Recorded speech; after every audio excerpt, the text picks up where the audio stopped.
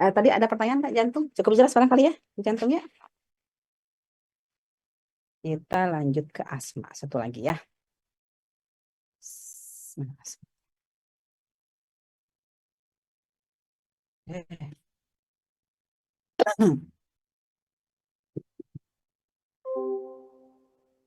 Ya, ini ya pembacaannya. Jadi asma ini adalah penyakit inflamasi kronis ya pada saluran nafas yang ditandai dengan obstruksi jalan nafas yang reversibel.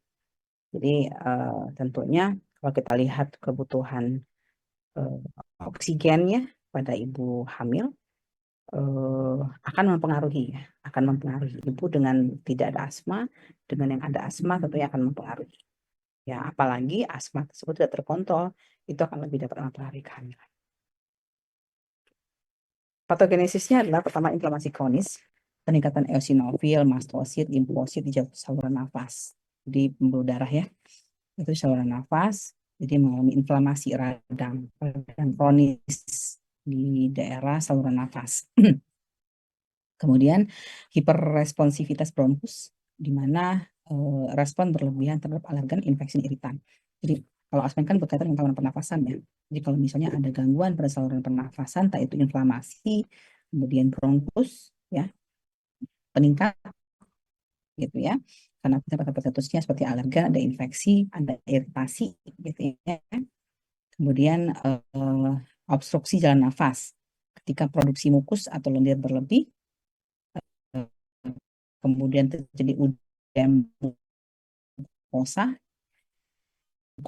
saluran pernafasan dan bronkomenyepit gitu kan ya. Nah itu kalau kita nafaskan dia melebar ya. Kalau dia konstriksi dia akan menyebabkan terganggunya pernafasan. Ya, ini yang patogenesisnya yang menyebabkan bisa karena inflamasi dan bronkus, produksi mukus berlebih, ada udem dan bronkokonstriksi. Itu yang akan menyebabkan meningkatnya apa namanya resiko terjadinya asma yang lebih. Kalau penyebabnya asma ini sendiri ya etiologinya, pertama genetik ya, memang asma ini berkaitan dengan penyakit yang diturunkan gitu ya, penyakit diturunkan. Tapi nggak juga kalau saat ini ya, karena alergen gitu ya atau alergi itu bisa menyebabkan peningkatan ya kondisi asma ini sendiri gitu. Misalnya di keluarga nggak ada asma gitu ya kan, tapi apa namanya dia alergi gitu ya, karena kalau udah alergi itu kan dia ini ya apa namanya ke pernapasan gitu, ya. Kalau alergi itu proses saluran pernafasan, entah itu alergi debu, makanan, coklat gitu kan ya. Kenapa? Ya karena dia akan menyebabkan tadi saluran pernapasan putus, ya itu akan lebih banyak gitu ya. Ya itu udah entah itu infeksi, entah itu apa namanya tadi itu inflamasi gitu kan ya, ya akhirnya menyebabkan gangguan pernafasan terganggu gitu ya. Kemudian faktor lingkungan, paparan alergen gitu ya, debu, serbuk sari, bulu hewan, polusi udara dapat memicu serangan asma. Iritan, ada asap rokok, perubahan suhu ekstrim, bahan kimia tertentu gitu ya. Ini akan menyebabkan terjadinya asma gitu ya. Oleh karena itu kalau kita misalnya apalagi yang punya asma gitu ya, yang punya asma aja biasanya ada pencetus gitu ya. Nah, itu harus dihindari pencetusnya gitu ya. Harus dihindari. Misalnya saya itu asma karena alergi. Alerginya apa? Alergi debu ya hindari gitu ya. Eh, kemudian oh saya asma karena apa? Karena misalnya bulu hewan. Ya nggak usah pelihara hewan gitu ya, kayak hindari. Saya alergi. Kenapa? Coklat gitu. Jangan makan coklat gitu. Jadi apa namanya kita harus tahu apa yang menjadi faktor pencetus ya, pencetus terjadinya asma itu atau gangguan napas itu. Faktor resiko riwayat asma sebelumnya jelas ya. Jadi kalau punya riwayat asma tentunya akan ini kondisinya akan lebih parah gitu kan ya. Kemudian apalagi tadi ada kehamilan, kemudian juga tadi ada faktor pencetus tadi gitu, ada gitu terjadi gitu ya itu. Karena dengan kondisi tertentu seperti obesitas. Ya, ini obesitas. Mengapa nih obesitas bisa menyebabkan apa namanya peningkatan asma gitu ya? Karena tadi obesitas kita kan belajar obesitas ya. Misalnya kalau orang obesitas ini akan banyak gangguan gitu ya, metabolisme tubuh dan sebagainya yang akhirnya bisa obesitas ini juga bisa inflamasi ya, mempercepat inflamasi ya. Karena tadi CO2 ya, dia lebih banyak asamnya.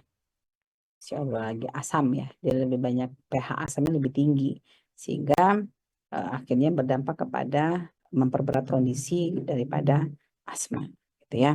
Kemudian paparan asap rokok atau alergen, infeksi saluran pernapasan selama kehamilan. Ini ada klasifikasi asma ya dalam kehamilan, itu pertama intermittent, gejala muncul kurang dari 2 kali per minggu, tapi tidak mengganggu aktivitas kali per minggu, tapi tidak setiap hari. Jadi asma sesak nafas ya, asma bronkhit rohinya ya ngik gitu ya. Misalnya 2 kali per minggu, tapi aktivitas nggak ada masalah. Itu intermittent. Kalau misalnya dia ringan, 2 kali per minggu ada keluhan, tapi dia nggak setiap hari gitu. Kalau sedang, gejala hampir setiap hari dan mengganggu aktivitas. Persisten berat, gejala harian dan keterbatasan aktivitas yang signifikan. Ya, itu. Jadi apa namanya ini klasifikasinya. Jadi kalau misalnya kita memberikan intervensi ya tentunya harus sesuai dengan klasifikasi ini sendiri. Untuk mendiagnosisnya pada prinsipnya adalah pertama kita anamnesis ya. Kita lihat riwayat nafas, batuk, ada mengiknya, faktor pemicu gitu ya, mengalami dengan asma. Kemudian pemeriksaan fisik, ada wheezing, peningkatan frekuensi nafas, pemeriksaan penunjang, ada spirometri untuk mengukur fungsi paru, ada PFF, ya, ada pulse oximetry untuk melihat saturasi oksigen, dan USG ya, pada ibu dan asma. Nah memang sebetulnya sama menyebabkan apa namanya fungsi paru ya tidak bisa optimal yang akhirnya kepada janin juga. Pelaksanaannya adalah edukasi pasien, jadi kita harus mengenali pemicu asma dan cara menghindarinya. Obatnya ada dari pemicu asma. Kalau farmakoterapinya ini ada satu jenis ya, ini leukotriene reseptor antagonis, ada steroid oral, prednison ya. Jika asma berat dan tidak responsif terhadap terapi inhalasi. Jadi biasanya kalau asma itu ya hindari, kalau tidak dia kayak ini ya pakai semprot obatan. Kemudian kalau nggak berhasil memang steroid oral ya. Kemudian pemantauan berkala menggunakan spirometri dan evaluasi gejala secara rutin. Jadi kalau misalnya sesak nafas, terkadang sesak nafas ini apa namanya sesak nafas ini terkadang juga kita harus bisa membedakan antara cemas ya. Makanya harus pakai spirometri ya. Spirometri agar kita bisa menentukan apakah memang ini gangguan karena fungsi organ paru gitu kan ya, atau karena stres. Karena stres pun juga bisa meningkatkan meningkatkan ini ya gangguan nafas debar-debar gitu ya, kosak nafas gitu karena stres gitu kan ya. Jadi kita harus bisa membedakan dengan menggunakan spirometri untuk melihat saturasi oksigen. Kalau misalnya saturasi oksigennya bagus berarti bukan karena fungsi parunya, tapi mungkin karena dari faktor eksternal lain.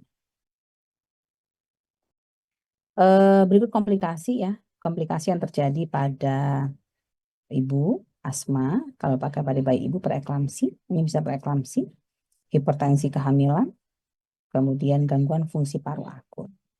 Kalau bagi janin hipoksia, bisa BBLR, bisa prematur, bisa resiko kematian perinatal meningkat jika asma tidak terkontrol. Sebetulnya sama ya, kayak jantung ya, faktor resiko maternal dan internalnya ya.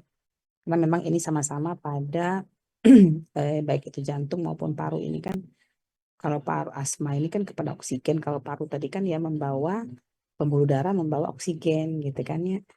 Jadi dia memang berkaitan. Sehingga ketika ada gangguan, ketika ada gangguan pada ibu ya tentunya akan mengalami ini ya apa namanya gangguan pembuluh darah seperti preeklamsi, hipertensi dan juga fungsi paru. Kalau kejadiannya ya karena tadi kita tahu bahwasannya mengalami gangguan oksigenasasi gitu kan ya. Kita tahu kalau untuk pada masa kehamilan janin itu membutuhkan ini ya oksigen itu tidak hanya sebagai apa namanya untuk oksigen gitu, tapi lebih juga kepada membawa unsur-unsur yang lain untuk apa namanya perkembangan janinnya. Itu kemudian kesimpulan ini ya, ini treatmentnya kita. Jadi kembali kalau asma apa namanya ini ya jadi harus benar-benar pastikan kalau terjadi asma ya dari pencetus, kemudian harus bisa melakukan penelusuran penunjang apakah asma ini asma atau bukan gitu ya. Kita menemukan ini ya kita harus betul-betul bisa, kita harus rujukan ya, kita melakukan rujukan ya. Jadi kalau rujukan kolaborasi, kalau tadi dia obesitas, ya nutrisi gitu kan ya. Kalau misalnya dengan apa namanya buka dengan ini apa namanya pemicu ya harus tahu dulu, harus tes dulu alergennya apa nih, hindari gitu, gitu ya. Excuse me. Sehingga kita bisa mengesimpulan bahwasannya asma pada kehamilan memerlukan manajemen yang optimal untuk mengurangi resiko bagi ibu dan janin. Kontrol asma yang baik dengan terapi yang sesuai dapat membantu kehamilan berjalan dengan aman, hindari stres gitu ya, dan pencetusnya.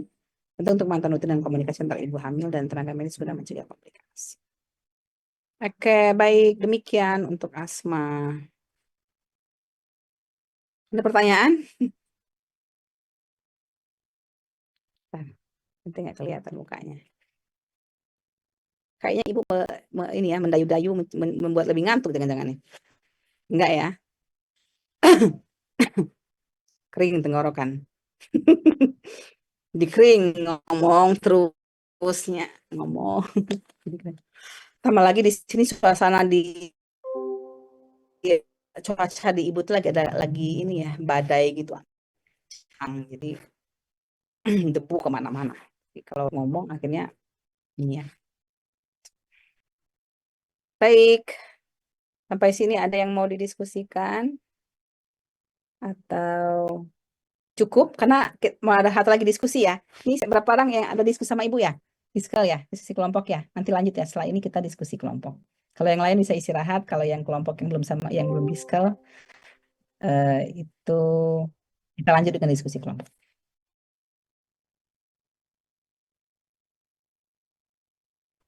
Izin Ibu, Cukup? Ya, cukup. izin konfirmasi kalau